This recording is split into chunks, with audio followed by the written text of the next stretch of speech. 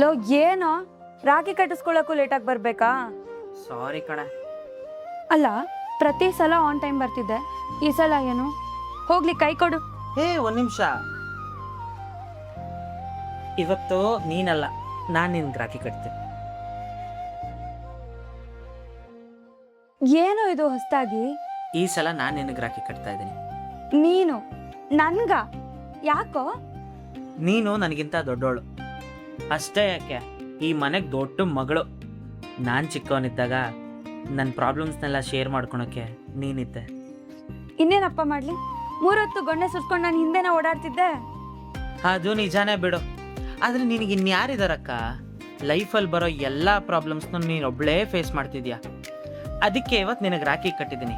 ಇನ್ಮೇಲೆ ನಿನಗೆ ತಮ್ಮನೂ ನಾನೇ, ಅಣ್ಣನೂ ನಾನೇ. ಏನೋ ಇದು? ಇನ್ಮುಂದೆ ನಿನ್ನ ರೆಸ್ಪಾನ್ಸಿಬಿಲಿಟಿಯಿಂದ ಹಿಡಿದು ನಿನ್ನ ಪ್ರೊಟೆಕ್ಷನ್ ತನಕ ನಾನಿರ್ತೀನಿ. ಏನೋ ನೆನ್ನೆ ಮೊನ್ನೆ ಉಲ್ಟಾ ಶೂಸ್ ಹಾಕೊಂಡು ಓಡಾಡ್ದಂಗಿತ್ತು, ಇವತ್ತು ನಿನ್ನ ಯೋಚನೆಯಿಂದ ದೊಡ್ಡವನಾಗ್ಬಿಟ್ಟೆ ಕಣ. ಹಾಂ, ಒಂದು ನಿಮಿಷ. ಹ್ಯಾಪಿ ರಕ್ಷಾಬಂಧನ್.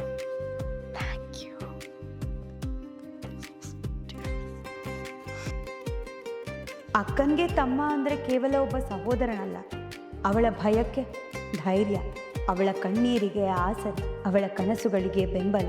ನಾನು ಇದ್ದೀನಿ ಅನ್ನೋ ಆ ಒಂದೇ ಒಂದು ಮಾತು ತಮ್ಮನ ಪ್ರೀತಿಯ ಸಂಪೂರ್ಣ ಅರ್ಥ.